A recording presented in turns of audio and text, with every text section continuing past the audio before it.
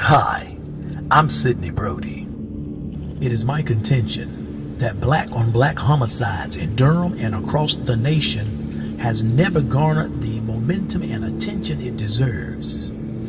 Perhaps such attention would open the wounds of America's greatest shame in ways never before seen. And let's be very clear. This destructive culture that our youth have embraced is a den of rattlesnakes on steroids, multiplied 100-fold and self-perpetuating. As a broken race, developmentally in this now multi-generational struggle, we remain suspicious and generally untrusting of one another.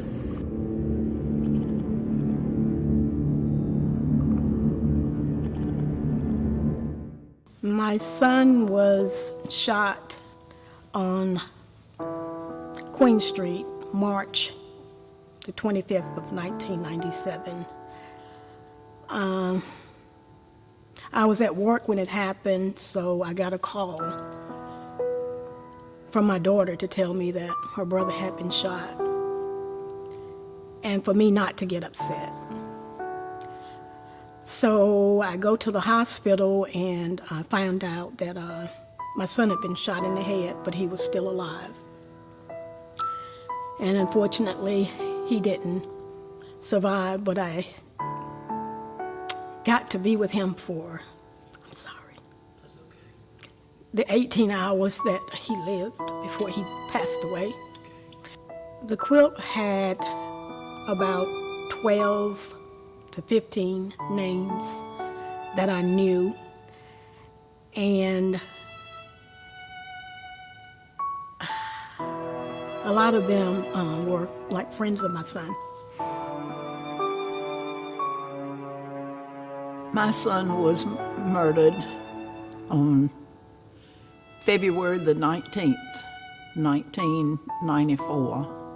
He was on his way home from his work out at the Sheraton hotel. He worked there, and he was coming home and had gone to off of Club Boulevard. He was taking somebody home. So I was told, I have no idea, but he was carrying somebody home, and when he came out, there was a group of boys that stopped him, and I understand at the trial that they said, "What are you doing here?" And he said, "Nothing." And they said, "Nothing?" Well, then one said, kill him. Whether that's so or not, I don't know. So I encountered the quilt as part of my work with Religious Coalition for Nonviolent Durham.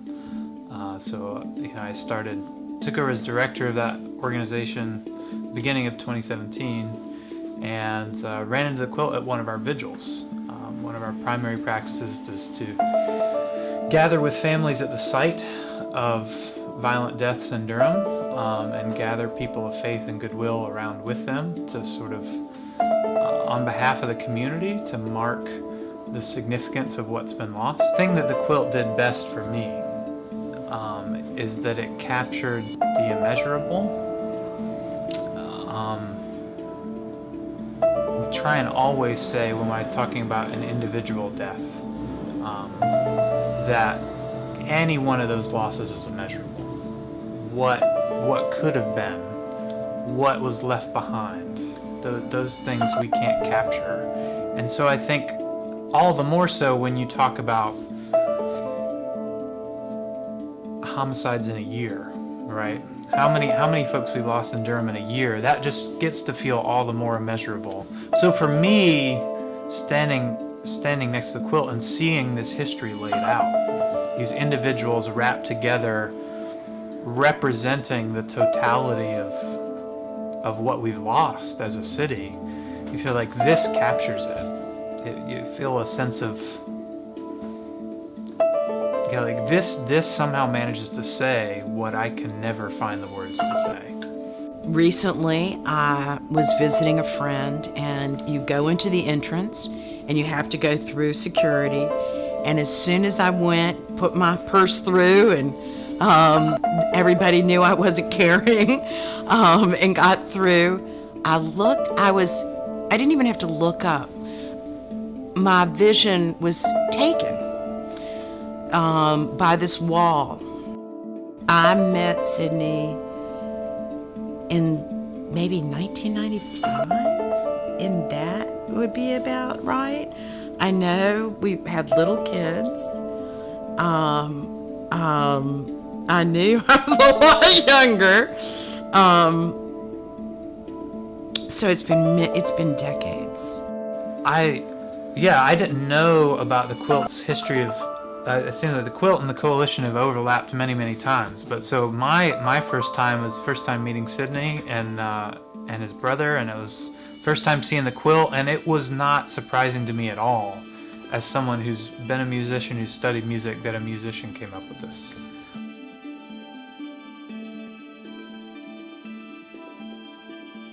Yeah, so I met Sydney and his beautiful family, his incredibly talented family, many years ago, and the affinity was striking. That we both